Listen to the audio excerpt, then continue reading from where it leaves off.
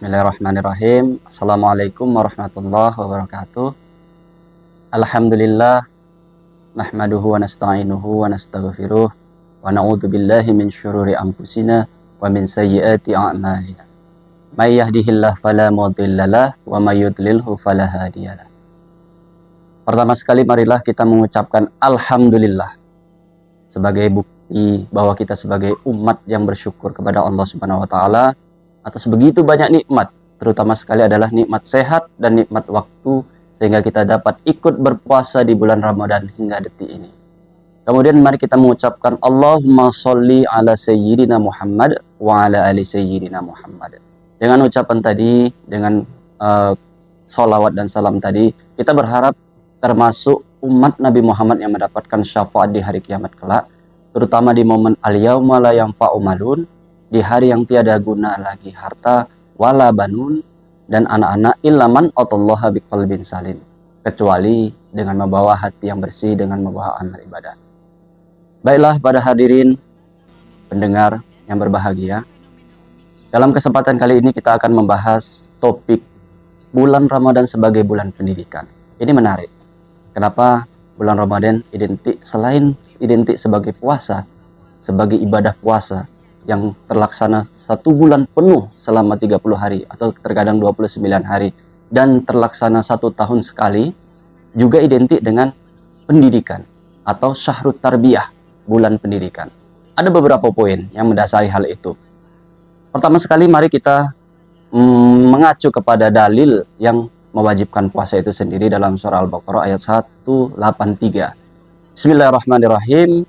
Ya ayyuhalladzina amanu kutiba alaikumusiyam kama kutiba alal ladzina min qablikum la'allakum tattaqun. Yang artinya, hai orang-orang yang beriman, diwajibkan atas kalian berpuasa sebagaimana diwajibkan atas orang-orang yang terdahulu. Nah, dalam konteks ini Allah menggunakan terminologi hai orang-orang yang beriman. Ini menarik. Kenapa menarik? Kenapa tidak disebutkan ya ayyuhan nas, atau kenapa tidak disebutkan ya ayyuhal muslimun, tapi menggunakan terminologi ya ayyuhalladzina amanu, hai orang-orang beriman. Ini artinya berpuasa itu tidak atau hanya dilakukan oleh orang-orang yang beriman. Bisa jadi orang itu Islam, KTP-nya Islam, mengaku bahkan mengaku berpuasa ketika bulan Ramadan. Tapi kita tidak tahu apakah dia berpuasa betulan atau tidak. Di depan umum mungkin dia berpuasa, nanti di belakang dia makan atau minum. Makanya dalam ayat pertama itu tadi sebagai dalil mewajibkan puasa, Allah menggunakan istilah hai orang-orang beriman. Jadi orang yang berpuasa itu artinya orang-orang yang memang terpilih, orang-orang yang betul-betul beriman. Yang menjadi masalah adalah apakah dengan berpuasa otomatis menjadi orang-orang yang beriman? Bisa jadi jawabannya iya, bisa jadi jawabannya mungkin setengah, bisa jadi jawabannya tetap Islam tapi mungkin imannya masih belum kadar tinggi. Nah, disinilah perlunya kita mengkaji bahwasanya bulan puasa itu adalah bulan pendidikan. Bulan pendidikan artinya untuk orang-orang beriman, mendidik dirinya setelah 11 bulan menjalani kehidupan aktivitas sehari-hari dengan bermuamalah sesama manusia, dengan hablum minanas tadi, kemudian hablum minallah kepada Allah, ibadah, juga diuji untuk lebih memperdalam apakah secara psikologis keimanan tadi atau secara fisik dan psikologis. Di sini pendidikannya secara fisik dan psikologis. Kalau secara psikologis, pendidikan yang pertama itu yang di awal ayat tadi, yaitu orang-orang yang beriman. Hanya orang-orang yang beriman. Karena ibadahnya tadi kan ibadah syariah. Ibadah yang orang belum bisa saja mengaku bahwasanya dia berpuasa di depan orang banyak. Tapi bisa jadi dia di belakang makan, minum. Atau bisa jadi dia berpuasa, masuk dalam kategori ayyuhalladzina amanu. Tapi perilakunya belum mencerminkan orang yang beriman. Dia berpuasa, tapi ngomongnya masih ngomong-ngomong yang mungkin tidak baik. Dia berpuasa, tapi masih tetap melakukan kebohongan. Dia berpuasa, tapi melihat dalam tanda kutip hal-hal yang dilarang. Dia berpuasa, tapi juga mengadu domba.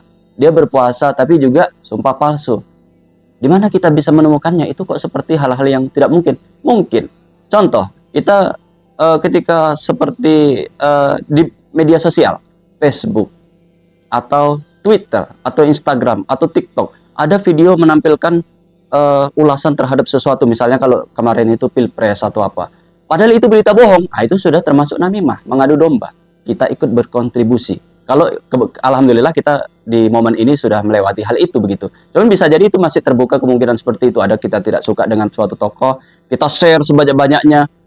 Meskipun yang menulis bukan kita, tapi kita ikut men-share padahal itu beritanya berisi hoax atau beritanya mengadu domba. Itu kita ikut berkontribusi mengadu domba. Jadi lantas apa gunanya kita berpuasa ikut mengadu domba? Apa gunanya kita berpuasa kalau ikut menyebarkan berita bohong? Atau apa gunanya ketika berpuasa, tapi ketika kita ngomong orang merasa tidak aman, orang merasa tersakiti, orang merasa terbuli, atau orang merasa terhina, nggak suka dengan omongan kita tadi. Itu berarti kita tidak menjadikan puasa sebagai bulan tarbiyah, tapi menjadikan puasa sebagai bulan rutinitas, cuman melaksanakan tapi tanpa mendalami atau meresapi nilai-nilai tarbiyah yang ada dalam puasa itu. Makanya Nabi Muhammad SAW itu sempat dalam sabdanya itu riwayat Ad-Dailami, khamsu yubtirna shaim, al-ghibah, wal kadab, wan namimah, wan najrus syahwat, wal yaminil kadab. Artinya khamsu yubtirna shaim, 5 hal yang membatalkan pahala puasa. Yang pertama itu al-ghibah, yaitu menceritakan hal orang lain. Kalau kita menceritakan orang lain, meskipun itu benar, itu udah ghibah. Apalagi menceritakan yang tidak ada dalam orang lain, itu jatuhnya fitnah. Kemudian yang kedua, al-kadib, berita bohong. Berita bohong ini banyak, hoax. Kalau dulu berita bohong cukup di lisan. Kalau sekarang berita bohong, kita tinggal klik share, udah sampai kemana-mana, bahkan tanpa dibatasi ruang dan waktu. Makin canggih bohongnya itu, makin luas yang terdampak, dan makin bahaya. Kemudian yang ketiga, an-namimah, adu domba. Meskipun kita tidak mengadu domba secara verbal, secara perbuatan, tapi kita men-share berita-berita yang mengadu domba, yang disinformasi, itu sama saja kita mengadu domba itu tadi. Misalnya si A begini, si B begini, padahal itu tidak betul, dan kita ikut men-share, ikut menambah, memperkeruh kondisi. Meskipun di media sosial itu kan makin banyak jangkauan yang membaca, itu lebih besar lagi. Mungkin zaman dulu mungkin jangkauannya satu kampung, satu RT, paling besar satu desa atau satu ini. Kalau sekarang makin besar. Nah, itulah kita dilarang untuk itu. Karena ketika orang berpuasa menahan haus dan lapar, tapi tidak menahan diri dari yang hal-hal seperti itu, di luar yang membatalkan puasa seperti berbohong, menghasut, mengadu domba, itu sama saja kita berpuasa, ya memang berpuasa, tapi pahalanya tidak mendapatkan. Karena hadis Nabi dalam riwayat Imam Ahmad, kam min sha'imin laisa min siyamihi ilal ju'. Dalam hadis lain, kam min sha'imin laisa min siyamihi ilal ju' wal atos. Berapa banyak orang yang berpuasa, dia puasa tapi tidak mendapatkan pahala sedikit pun dari puasa kecuali lapar dan haus. Jadi marilah semuanya kita selain berpuasa juga mendidik diri kita sendiri, terutama saya sendiri, puasa menahan haus dan lapar, juga puasa ngomong yang tidak baik, puasa dari menyebarkan berita bohong, puasa ikut-ikut men-share di media sosial yang nada beritanya adalah berita hoax, apalagi yang dalam bentuk kehidupan nyata menjelek-jelekkan orang dan sebagainya.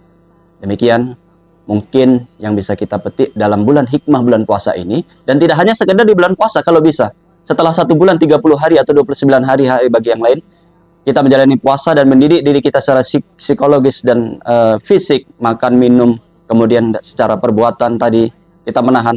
Kita berharap seperti ayat tadi, kama kutiba alal ladzina min qablikum la'allakum tattaqun. Semoga kalian menjadi orang-orang yang bertakwa. Jadi tamat dari bulan Ramadan, kita pun tamat dari bulan pendidikan selama Ramadan. Ketika tamat di luar puasa, kita udah terbiasa tidak lagi ngomong jorok, tidak lagi ngomong hal-hal yang hoax, tidak lagi memfitnah orang.